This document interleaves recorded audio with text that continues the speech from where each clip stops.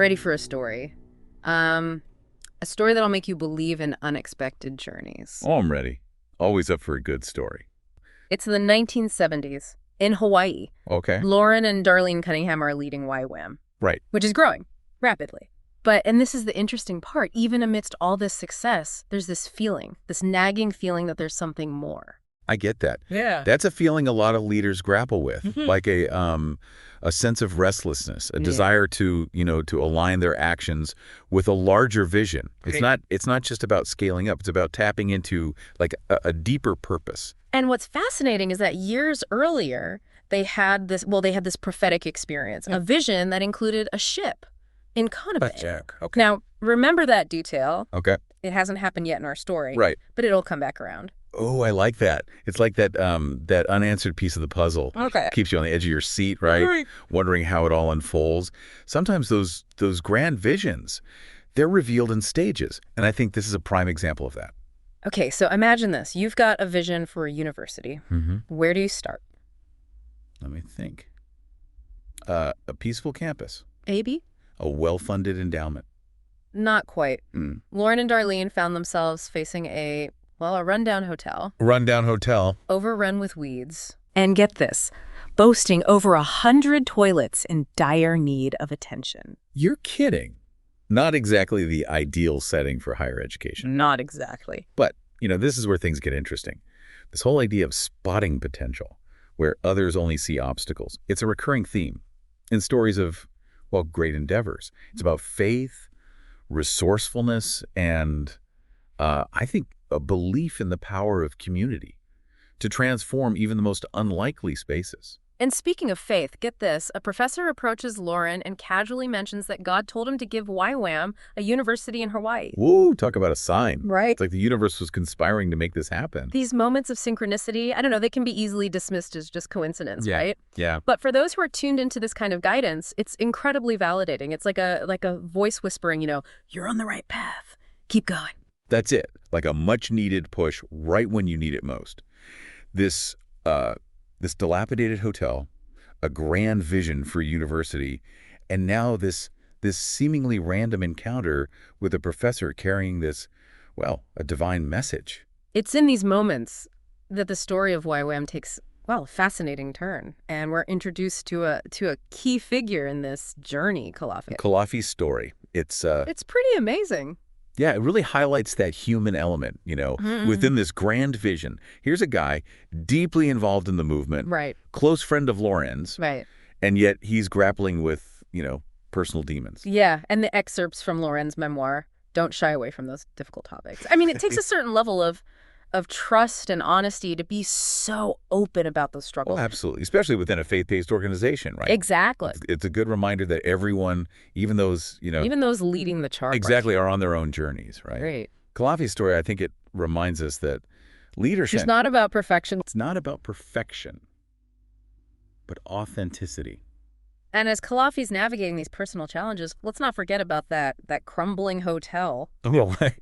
That's supposed to become a university. Right. How do you even begin to tackle that? I know. Can you imagine? Loren and Darlene living in a few, sparsely furnished rooms within this massive rundown hotel. It's far from glamorous. Talk about a testament to their dedication. Yeah. It would have been so easy to get, caught up in the vision of a pristine university campus. But they were living the reality day in and day out. You know what? This is where we see, I think, another parallel to Kalafi's story. Yeah. He hits this turning point. Okay. Chooses vulnerability. Okay. And starts writing these letters. Oh, wow. To those he's hurt, including his ex-wife, churches, YWAM bases. Wow. Admitting his mistakes. Seeking forgiveness. That's a powerful act of humility. It is. I can only imagine how difficult that must have been. But also how liberating, Absolutely. Owning up to our mistakes, even when it's uncomfortable. It can be the first step towards healing and growth. I think you're right. And while Kalafi's focused on rebuilding his life, Loren and Darlene are grappling with, this monumental task. Yeah, of rebuilding this hotel. Right. And this is where we encounter another one of those how did this happen moments, right? Okay, I'm ready. Loren's chatting with Dr. Howard Malmstadt, a professor, right, and casually mentions that he feels called by God to start a university. Mm-hmm. And what does Dr. Malmstat say? Let me guess. Sounds like a great idea. Good luck with that. Something like that, yeah. Not even close. Oh. Dr. Malmstat calmly replies, What'd he say? I know, God told me to. Are you serious? No way. As it turns out, Dr. Malmstat had been considering like a prestigious university presidency. Okay. But then he received a clear message. Go to Hawaii. I'm giving YWAM a university there. Wow. Talk about a divine appointment. Right. Two people. Yeah. Two people. Both feeling called. To the same mission. To the same mission, in the same place, at the same time. Gives me chills. It really makes you wonder about those chance encounters and how they can, like, really shape the course of events. It's a reminder to be open to the unexpected, to trust that sometimes the universe, has a plan. Yeah. Even if we don't quite see it yet. Mm-hmm. It's amazing how these seemingly separate threads, Kalafi's personal journey, Loren and Darlene's, well, their unwavering commitment, even Dr. Malmstat's, unexpected appearance. Right. They're all weaving together to create something extraordinary. Yeah. But let's not forget about that ship in Kona Bay. Oh, right. We're nearing the end of our deep dive. Okay. And that piece of the prophecy still hasn't come to pass. It's true. It reminds you these grand visions often have their own timelines. Right. It's easy to get caught up in the immediacy of, of what's happening right now. Right. But sometimes you need to, zoom out and trust that things will unfold in their own time. It's like planting a seed. Exactly. You nurture it, care for it, and then, you patiently wait for it to blossom. I like that. And while we're waiting for that ship to sail into our story, we see Kalafi continuing on his path of rebuilding, right? Okay. He's found love again with a woman named Lita. Okay. But there's a catch. Right? What's that? He's not a Christian. Okay, yeah. It's another example of how transformation isn't always, a straight line. Right. Kalafi might have found his way back to his faith, but that doesn't mean, his life suddenly becomes a fairy tale. Right.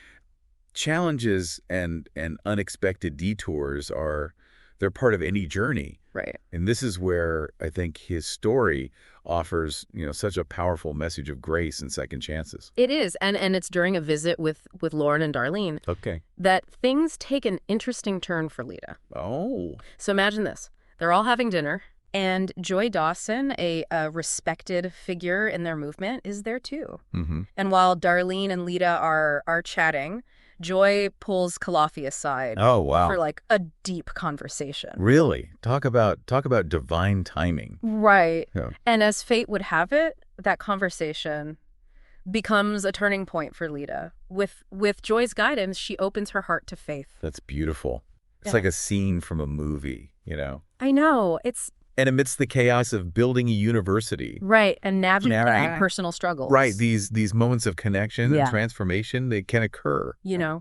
It's a good reminder that sometimes the most profound shifts happen in the most unexpected places. And even with Lita now walking a path of faith alongside him, Yeah. Kalafi, he still grapples with his purpose, those broken bulldozers that we mentioned earlier. Oh, right, yeah. Almost like a nudge from the universe, right? Yeah. Reminding him of a different call. And eventually, he can't ignore that call any longer. No. He accepts an invitation to speak at a church Bible study. Mm-hmm. And that's where everything changes. Instead of shying away from his past, he embraces the vulnerability. He does. He talks about his infidelity, the pain he caused, and his journey back to faith. And you know what? Right. People connect with his honesty. They do. There's something incredibly powerful about someone in leadership being vulnerable enough to share their struggles. It breaks down barriers. It fosters connection. It does. And ultimately, makes their message even more impactful. I think you're right. It's like Brene Brown says, vulnerability is not weakness. It's our greatest measure of courage. That's good. And it's in that space of courage and vulnerability that Kalafi, he rediscovers his passion for ministry. Wow.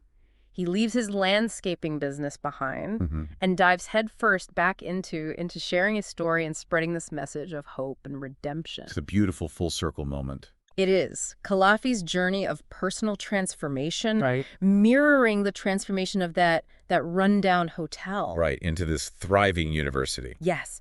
And all of this unfolding within the larger story of YWAM's mission and growth. It's amazing. It makes you think about the power of perseverance, right? It does. There were so many points where it would have been, I don't know, easier to just give up. Right, to walk away from the challenge. To walk away. But they kept going, driven by their faith, their vision, and their commitment to something larger than themselves. And while that ship in Kona Bay might have remained elusive in this part of the story, right, it serves as a reminder that some dreams, some visions, might take a little longer to materialize. Exactly, yeah. And it begs the question, what dreams have we set aside in our own lives? That's a good question. What seemingly impossible visions are we being called to pursue? I love that. It's time to maybe dust them off. Maybe it is. Lean into that sense of there's more and see where the journey takes us. What a powerful thought to leave us with. It really is. If this story resonated with you, we encourage you to delve deeper into the history of Loren Cunningham, YWAM, and the incredible journey that led to the University of the Nation. Absolutely. And until next time, keep exploring, keep questioning, and keep diving deep into those stories that ignite your curiosity and spark your imagination.